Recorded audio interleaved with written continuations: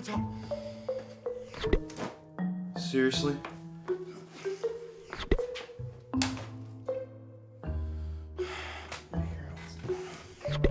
Okay. Oh. Where is it all going? Please, please, please. Yes! Ah! Why is this happening?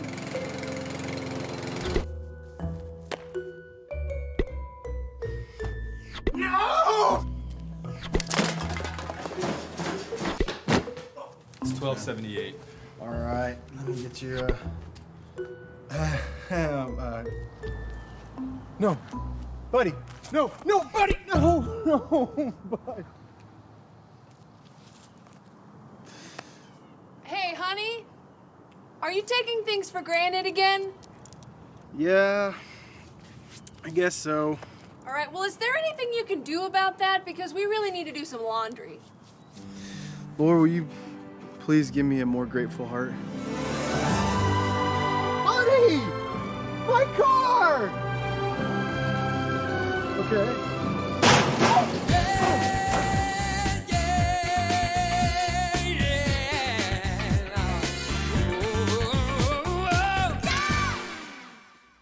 Well, good morning. My name is Jeremy Rutledge, and I am the children's pastor here at Grace Fellowship.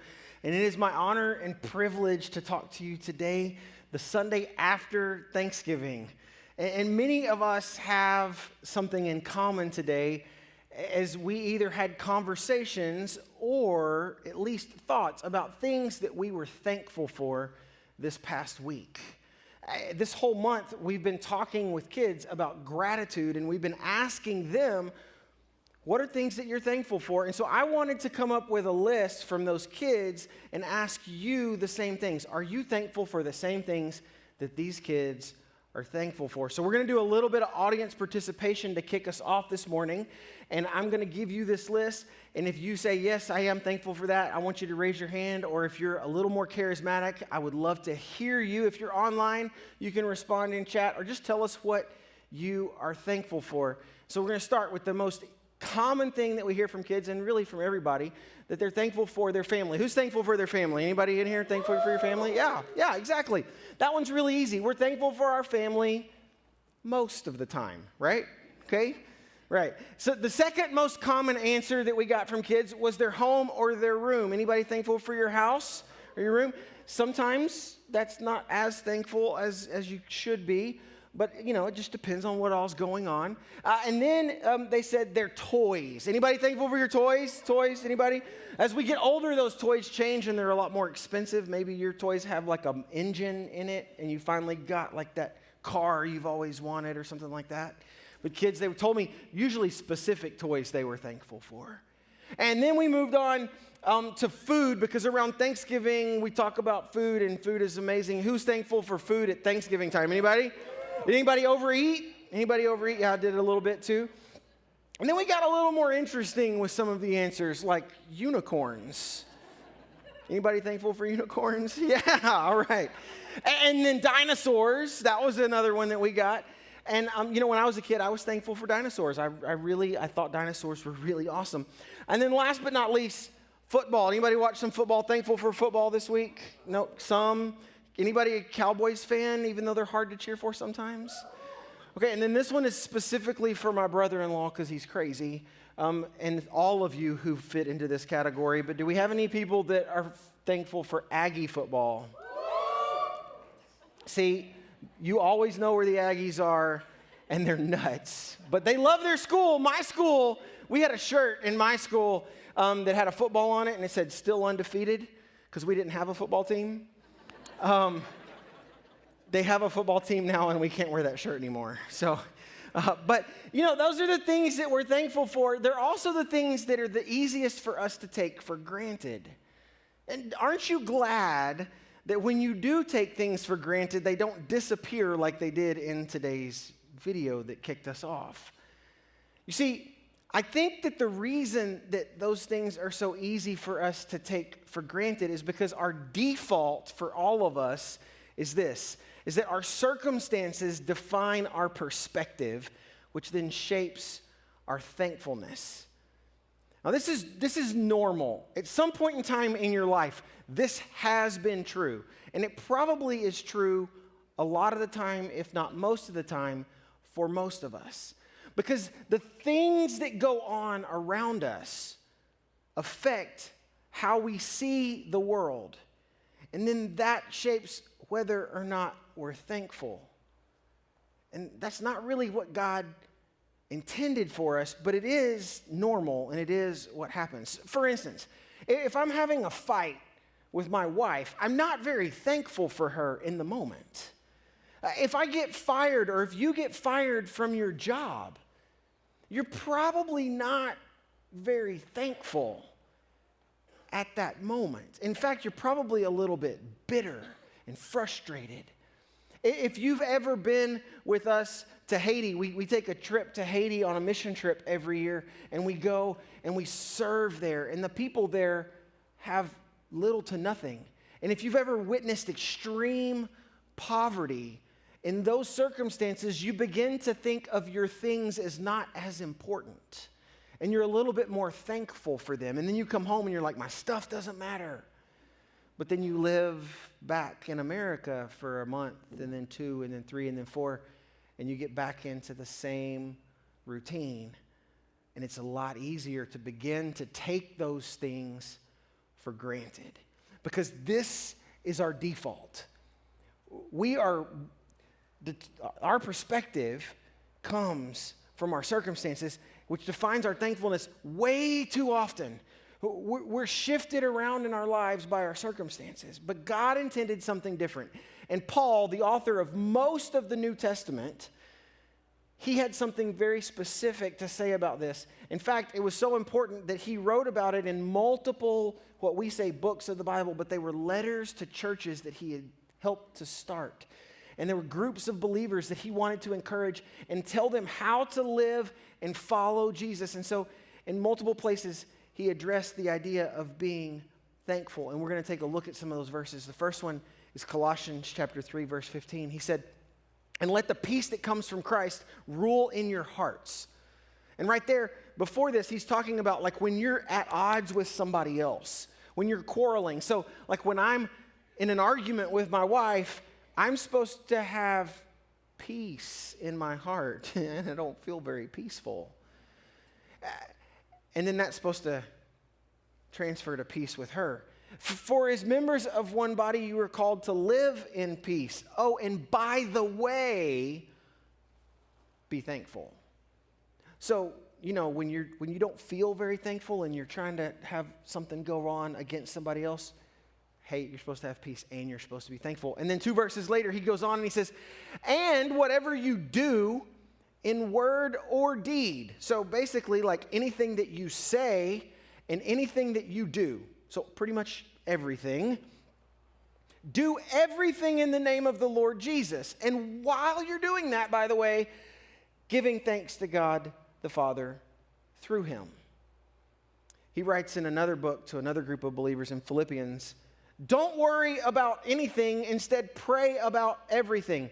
Most of the time, that's where we kind of stop. But it goes on and it says, tell God what you need and thank him for all he has done. So far, that kind of encompasses everything. And this last verse wraps it all up. This is, if you're going to write a verse down, this is the one that I want you to write down today. 1 Thessalonians 5:18, and it says, be thankful in all circumstances, for this is God's will for you who belong to Christ Jesus. And I want you to look at how that verse or how that sentence is worded. It's a command. It says, be thankful in all circumstances. It's something that we're supposed to obey. It's something that you have to put into practice. It doesn't say, when the circumstance fits, then you should be thankful. It says, no. Be thankful in all of the circumstances, because that is God's will. But the problem is that's not natural. That is not how we were originally wired. And so we have to do it and put that into practice and be obedient in order for that change to come in our hearts. And we could just wrap up right there, talk about that a little bit more, pray, and be done. But I want to tell you a couple of stories from my own life to help illustrate this point. And it starts with this chair. See, this chair is something that when it came into my life, I wasn't very thankful for this chair. You see, about a little over 5 years ago, my wife's pregnant with our little girl, first-time mom, and she does what every first-time mom does and should do. She's nesting, and she's excited about all the things that we're going to do, and she wants to decorate, and she wants to get all the right stuff and make sure that the nursery is the right color and that it's all done, and we have everything that we need, whether we know what we need or not, because we're about to be new parents, and that's just a roller coaster if you've been there. And so she goes shopping with her mom, which is the first thing that I'm like, okay, here we go. Right? And it's fine. She's going, and she goes and she sits in like all these different chairs and all these different stores. And she finally finds this chair. And she texts me or calls me. I don't remember exactly, but she's telling me, oh, this chair, it's the right color, and it's so comfortable, and it's stain resistant, and it's going to fit over here, and it's the right size. And all of these things just work out perfect for it. And she's trying to like sell me on the chair, and I'm like, okay, it's a chair. And I didn't say this, but in the back of my head, I'm thinking this, and I've said it before, and I've gotten in trouble, so, this time I got it right. But in my head, I'm thinking, okay, how much is it going to cost me?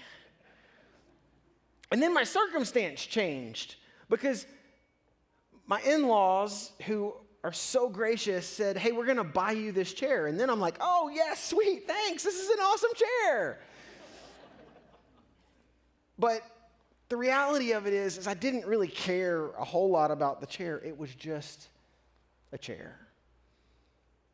And I didn't know how well acquainted with this chair I was going to become. Because you fast forward a little bit, and our little girl was born. And we are so excited. But the first night in the hospital, the nurse comes in when we're finally by ourselves, and our daughter's blue. And she had reflux, and she was choking on reflux, and that's a pretty normal thing. It happens to a lot of people, but we're new parents, and we don't know any better, and we're freaking out. Did we do something wrong? Should we have hurt her? What is going on? And the nurse just takes her and gets her up, and she's okay, and then adjusts the little thing they put them in and makes it at an incline and says, this will fix the problem. And then we didn't really get much sleep that night because we were worried that it was going to happen again. And for the next 6+ months, every night, and we had to do it in shifts and figure out how it was going to work. Every night, she slept upright on one of us. And so we would hold her. And I don't know about you, but I can fall asleep in front of the television, but it's not like great sleep. And so when you're sitting here like this, trying to get your kid to sleep, and then you wake up, your neck hurts, your back hurts, we were exhausted. But she was okay as long as she was upright. And we began to figure some stuff out, and she had to take all this different medicine. And so while I would sit in this chair and I would rock her, I would pray, and I would say, God, help my little girl to develop. God, I don't understand what's going on here, but the doctors say it's pretty normal, but she's got to take all this medicine. That can't be good. She's taking medicine every day of her life. Can you just help her to develop and heal her body, please? And I would pray.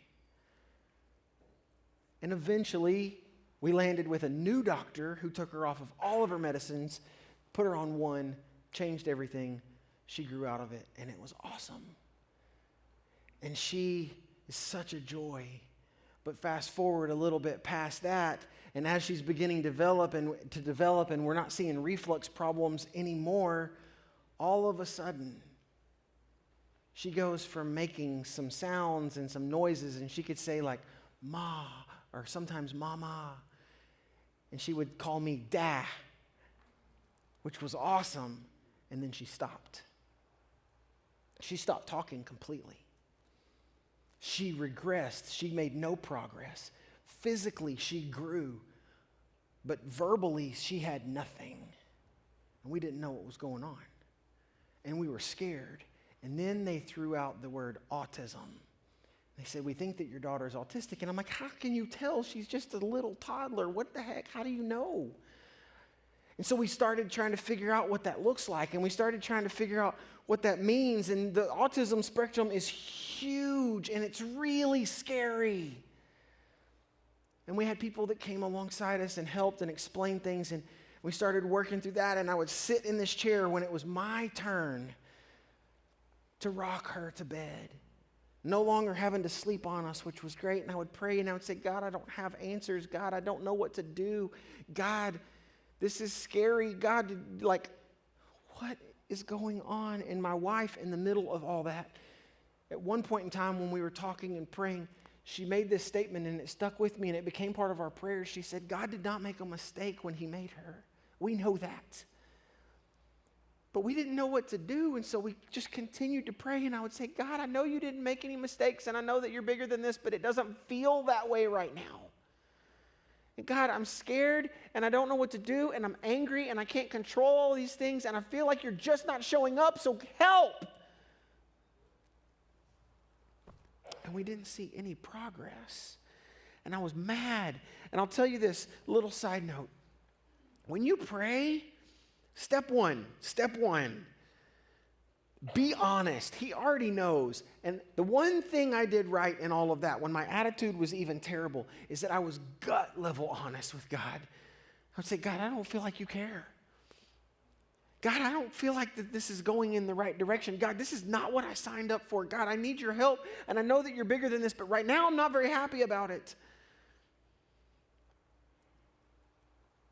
And I kept on praying, and I kept on praying, and I kept on sitting in this chair and rocking her and praying. And in the middle of all that, I get a phone call from my college roommate. And to take a really long story and a lot of details and shorten it, multiple phone calls and text messages and a couple of voicemails. The gist of it is that my buddy Pete called me, and he said, hey, J. Rutt. That's what they called me in college. Hey, J. Rutt, I've got cancer, and it's terminal. They've given me 3 to 6 months to live. All treatment is awful. It's painful. It's ugly. It's not going to be fun. I don't know what to do. I'm freaking out, and I just need you to pray. And so I did. As I would sit in this chair and I would pray for my little girl, I started praying for my friend Pete. And I said, God, I don't understand. God, heal my friend. God, heal my daughter. And then fast forward, and me and Pete started talking, and we said, we've been talking about for years that you're going to come hunt up here with me. And I'm going to take you on your first hunt, because he lives in Houston, and he's in the city and doesn't have a chance to do that stuff. Let's make it happen. Let's plan that. And so we did. We planned it. It was about 9 months out, and I started to pray, God, keep my friend alive long enough for him to come visit. God, heal my friend, please. And about 9 months later, he came to visit, and it was awesome. We had a great time. We laughed. We cried. We prayed. We celebrated together. And in the middle of that weekend, Pete shared something with me that God was doing in his own life. He said, Jeremy, in the midst of all of my prayers, as I'm sitting here and I'm crying out to God and I'm saying, God, please take this from me. God, I told you yes, that I would answer yes to whatever you wanted to do in my life. I'm in for whatever, as long as it brings you glory, but this is not what I had in mind. And God, please take this from me, heal me, because I want to be the dad to my kids, to explain to them who you are and to live that out and show them who you are. And I'm the best dad for them. You gave them to me. And I'm the best husband for my wife, and I want to love her and encourage her and be here with her and walk along beside her. And he said very clearly, in the middle of him pouring out his heart to God, God said, Pete, I gave you today. You need to do today what you're supposed to do. You were not promised today. Today is a gift. And he said it was a hard pill to swallow. But his prayer began to change. And instead of looking at each day as today I have to go to chemo, and today I have to go get my kid from school and I got to run extra errands for my wife, he started to say, God, thank you for today. And God, today I get to take my kid to school because I wasn't promised the ability to do that. And today I get to go to chemo and I get to possibly tell somebody else about you. And today I get to pick up my kid and hear all about her day. And I get to show my wife some love because she's completely freaked out and stressed out just like me. But I get to help her with a few things, and I get to tuck my kids in tonight, and I get to kiss my wife goodnight. So God, thank you for today. And he said, my prayers began to change, and God's giving me a different heart. So thanks for today, because today I get to do some really awesome stuff. And so we had a great weekend, and he went back home, and we said, let's do this again next year. And I'm like, let's do it again next year. And so I continued to pray. And I began to try to put into practice what Pete was talking about. I would say, God, thank you for today, and thank you for my little girl who you did not make a mistake with. And despite all the things that are hard for me to understand what's going on, despite all the problems that I see in my friend Pete, who is fighting for his life, thank you, but right now I don't feel very thankful. But thank you anyways.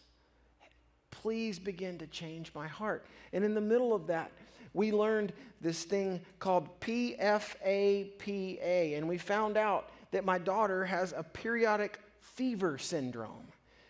And so for about a year, she started having fevers every other Friday. Literally, every other Friday, around 8 o'clock, she would get a fever. That's not normal. And we would go to the doctor, and they would say, it's just a virus. She's going to be okay. Give her some Tylenol and deal with it. They weren't that rude, but it felt that way. And finally, it hit where she had one that was at like 106, and we're freaking out, and we go to Cook Children's, and they admit us, and they can't figure out what's wrong. And so we continue month after month of dealing with the same thing, and finally, my wife, who is an incredible mama bear, said, I've had enough. I'm taking her to the hospital, and I'm not leaving until they give us answers. And she took her, and they were like, I'm sorry, there's nothing wrong with her. And she's like, you're going to have somebody physically remove me. I'm not leaving until you get me somebody that can help. And finally, they got us an appointment with a doctor that knew what was going on, because it's a rare disorder. And the next week we met with this doctor, and he goes, I know what's going on. I've got a treatment plan that can help you. And so we began to treat my daughter, but she had to take all these steroids every time she had a fever. And so that whole time, I don't want that to be the case for her, but it's helping, and the fevers aren't so bad. And so I would get a chance to sit in this chair and rock her to sleep, and I would say, God, please help. God, please change my heart. Because right now, my daughter, she's not developing. She's hurting all the time. She's laying in my arms, and she's miserable. My friend Pete, his body is shutting down, and he's trying to fight, and it's tough, and chemo is just awful. And we just need you, and I'm trying to control all of these things, and I can't control them anymore. It's too much.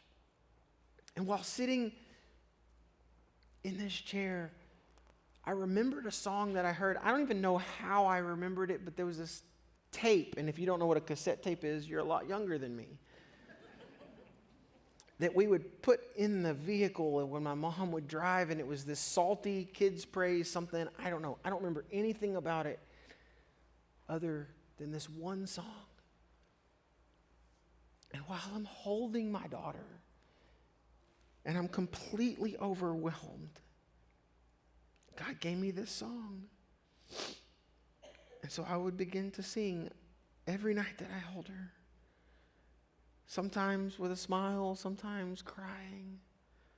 And I would say, I cast all my cares upon you. I lay all of my burdens down at your feet. And anytime I don't know what to do, I cast all my cares upon you. I said, God, it's too much. I don't know what to do. So you've got to take it. I can't help my little girl. There's nothing I can do. I can't help my friend. I don't know what to do. So you've got to take it. And I don't feel thankful. I feel mad. I feel hopeless. If you don't change my heart, then I quit. I don't want to do this anymore. Slowly, very slowly, that song began to be easier to sing. And that burden became a little bit lighter. And God gave me peace that I didn't know that I could have. And so the next year rolled around and Pete came back. And he was still alive. And I was so excited. And we've got to bring a bunch of friends from college up. And we had a great time together. And he told them the same thing that he told me and encouraged them. When we're there for him, he's encouraging us. And it was awesome. And then we got another curveball.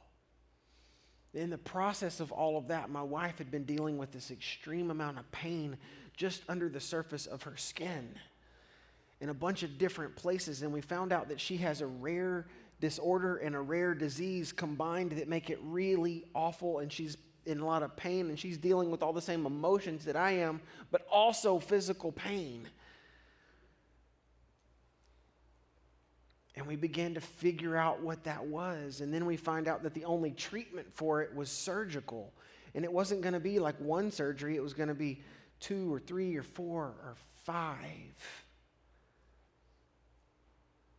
And the good thing is it was going to work, but it was a lot to deal with in the midst of all these other things that we're dealing with. And I would sit in this chair and I would say, God, seriously, can you just make it stop? I can't take it. But thank you.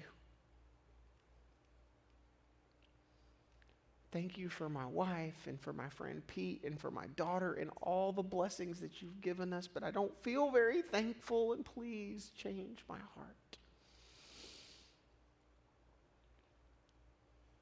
And when Pete came up with all of those guys, we said, let's do this again next year. And that was what we planned to do. Well, next year was a week ago. A year ago from a week ago. Yeah, I can't say that right. But a year ago last week. There we go. And Pete came back again. And this time he brought his son. And it was awesome. If you know me, my favorite thing in the world to do is to take kids on their first hunting trip. And I got to do that for my friend Pete. Oh, I got to take his son on his first hunting trip, and it was incredible. But you've all experienced this last year, right? It's been long. It's really, really long. And before he ever came back up here, COVID hit a little, actually, after he came back up here, COVID hit. And my daughter had been in school, and she had been getting speech therapy, and she'd been getting occupational therapy, and we started to see progress because she was now trying. She was trying to mimic the words of the speech therapist and look at her mouth. And I don't know how they do all the things that they do, but she was trying, and she was making progress, and she was making new sounds, and we were celebrating those new sounds.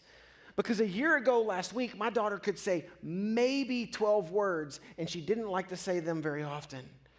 And we started to see progress, and we started to see improvement, and we started to see effort, and then we had to go home. And then we're supposed to try to do speech therapy at home because they weren't allowed to go to school.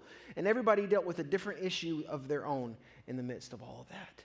And I'm sitting here and I'm going, God, we're seeing progress and things are going great, and I don't understand why. Because, this is what we've been praying for, and now it's stopped. Why? And if you have been a part of our church for very long, you may have heard my dad, Pastor BJ, say this, that he was praying for my little girl to begin speaking in March. And I began praying for her to be speaking and to be able to finish words with the whole word and say compound words and turn those into phrases and those phrases into sentences, and God would bless her with the gift of speech. But I was afraid to pray to ask him to have her talk in March. I felt like I was asking too much. But we began and continued to pray. And Pete began to pray with us. And in March, I don't remember what it was. I don't remember the exact date. But in March, we're in the house, and all of a sudden, Harper says a word we've never heard her say before. And me and my wife, we looked at each other, and we're like, did you hear that? No way. And that word turned into another word, which turned into another word. And she began to show progress despite the fact that we were at home and didn't have any help. And she started to say complete words and compound words. And where she used to say "da" when she would call me, that moved to "dad," and now she calls me "daddy." Oh my gosh. And my heart is bursting with joy and pride and loving the progress that she is making. And I call Pete, and I'm like, Pete, guess what? Oh, this is so cool. And he would celebrate. And he was so excited for us. And he prayed for her so consistently.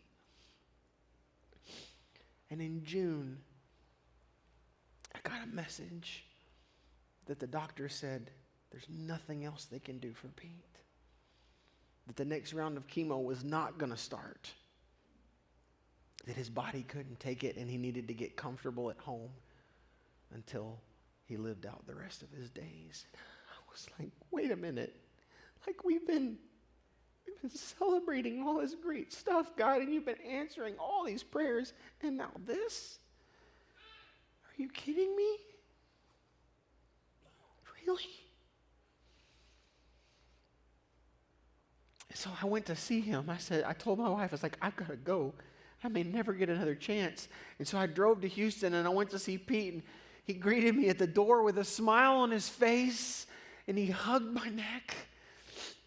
And we cried, and we laughed, and we reminisced about good old days, and we prayed. And he was sitting in his own chair. And he said, how's your wife? And I said, well, it's tough right now. I explained to him what was going on because I've been praying for her. And he said, how's your daughter? And I said, oh, Pete. And I told him the most recent things that she had just said. And this image is forever just burned into my head. He put both hands in the air and he raised them and he said, thank you, Jesus, thank you. And with tears rolling down his face and a big smile on his face, he celebrated my little girl with me. And that's the last time I saw him. And Pete passed away on June the 29th of this year. But he lived a principle of giving thanks in everything that he did. He was an incredible encouragement to me and my family, and he loved us so well. and he prayed and he celebrated with us. And he knew what Paul was talking about in 1 Thessalonians, and he put it into practice. And he helped me begin to put that into practice so that God could change my heart. Because our default is wrong. Our default goes to this, is that our circumstances define our perspective, which shapes our thankfulness. And that's normal, but it's not what God intended. It is not how he wanted us to live our lives. Instead, he wanted us to have our obedient thankfulness shape our perspective despite our circumstances. And don't get this wrong. Obedient thankfulness is important because you have to choose to put it into practice. And you have to choose it every single day. And there's a ton of days that I don't get it right. But as I began to put that into practice, and as I began to tell God, thank you, no matter what, thank you, you're bigger than this, you can handle this, but I don't understand, you have to change my heart. He did. And so now, I can sit in this chair, which I am so grateful for, and I can tell God, I can say, thank you for today. Because I was not promised today. And today I get to do all these different things. There's so many things that I get to do. It's incredible. And I can hold my little girl. And I can praise God for the work that he's done in her life. And she sits here and now she'll say, read a book, Daddy. Sing a song, Daddy. Yeah, baby, absolutely. And whether or not I have a smile on my face and joy in my heart, or I'm frustrated and I'm angry and I'm telling God about it, or I'm experiencing deep sorrow, my circumstances do not hold power over me. So I can sit here and I can sing this, and we've been singing it most every night for the last year. I can sit here and I can say, it is well. God, thank you. It is well.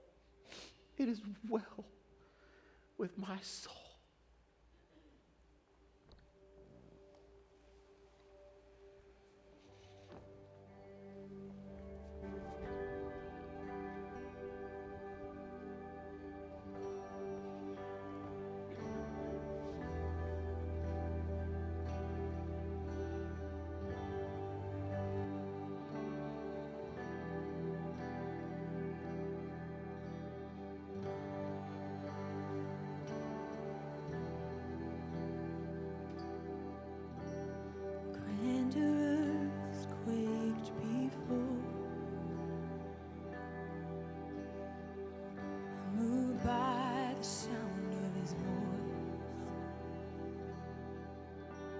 Seas that are shaken and stirred can be calmed and broken from my regard. Through it all, my eyes are on you. Through it all, it is well. Through it all, my eyes are on you, and it is well with me.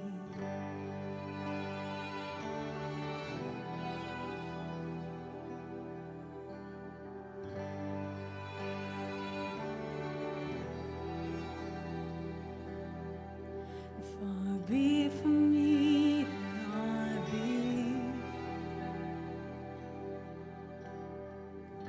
even when my eyes can't see, and this mountain that's in front of me will be thrown into the midst of the sea. Oh, through it all,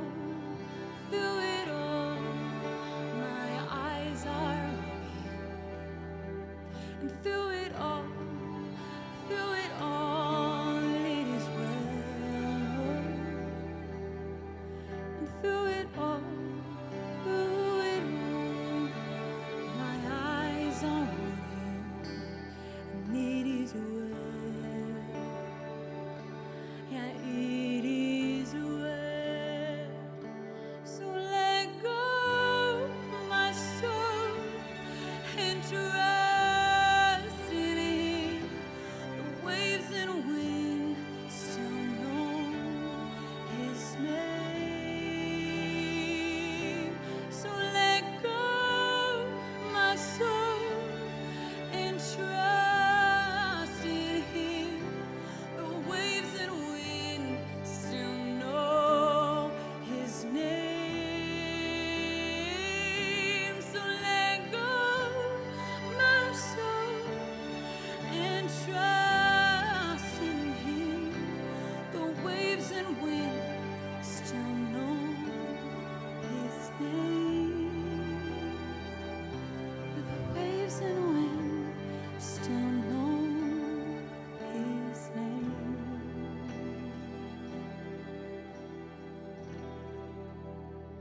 It is well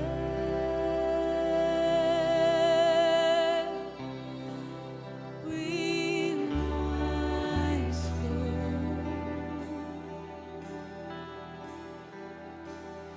It is well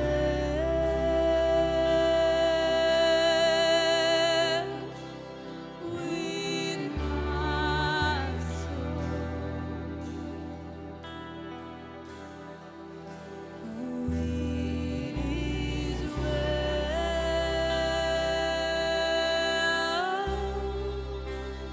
with my soul.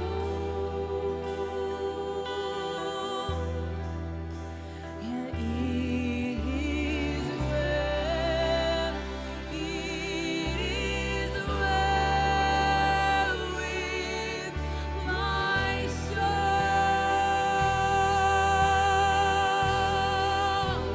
Oh, it is well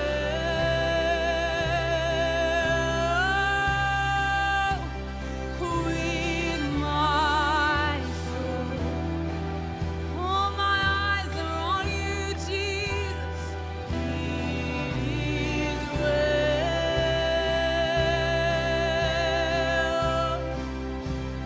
with my soul. My hope is not from this world. Oh, it is well. It is well with my soul.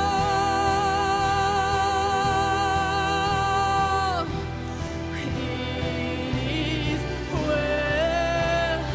It is well with my soul.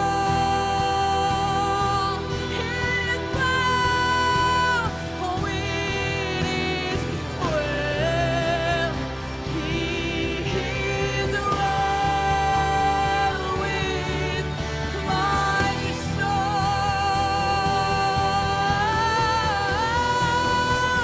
Oh, it is well. It is well with my soul.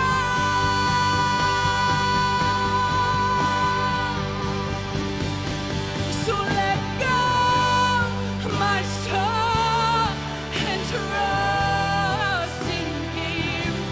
The waves and wind still know His name. Hallelujah. Let go, my soul, and trust in Him. All the waves and wind still know His name. All the waves and wind still know His name. Yes, Jesus. The waves and wind still know His name.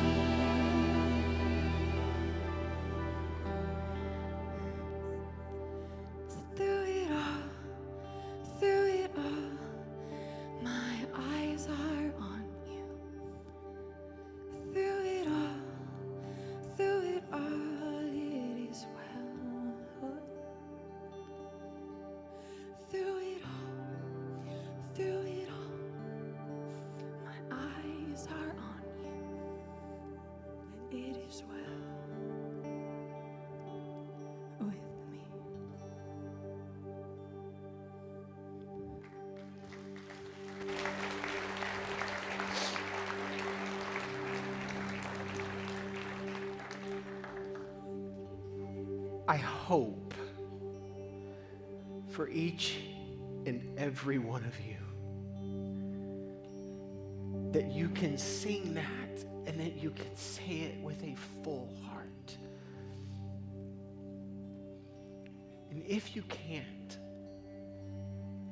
I promise, if you will do what Paul told us to do, because Paul knew something that was very important.